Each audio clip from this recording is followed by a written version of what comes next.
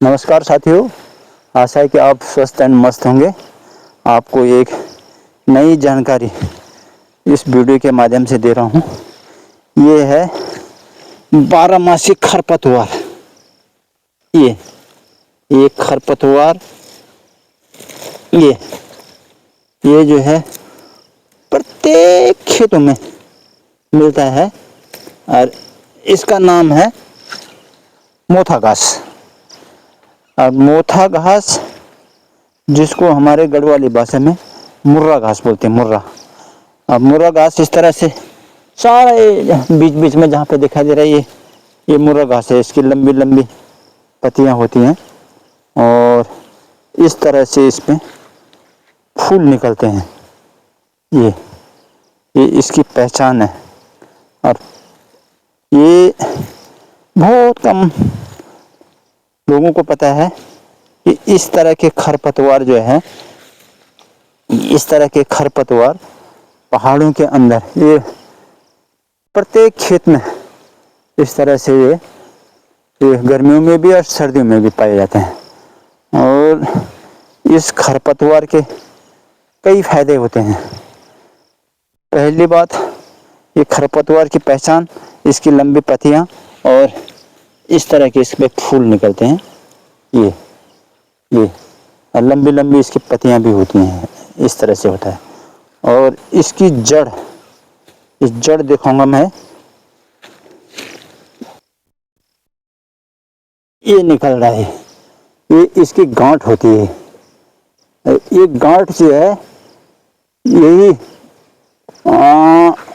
पूरी तरह फैल जाती है खेतों में और गांठ पे गांठ बन के इस तरह से जो है ये उग जाता है। और यही गांठ जो है हमारे औषधीय दवाइयों के काम आता है। इसका मेन जो है, इन गांठों का सूजन हो गया, पाचन क्रिया हो गया और हल्का फुल्का बुखार, इस तरह की दवाइयों में ये काम आता है। और ये औषधीय खरपतवार है और इसको बहुत कम लोग इसके बारे में जानते होंगे, लेकिन ये औषधीय खरपतवार है। और ये प्रत्येक खेत में, प्रत्येक जगह जहाँ जहाँ आपको नज़र आएगी, ये सारा खरपतवार उसी तरह का है। इधर यहाँ इन्होंने गुड़ाई कर रखी है और आगे भी ये खरपतवार निकाल दिया है।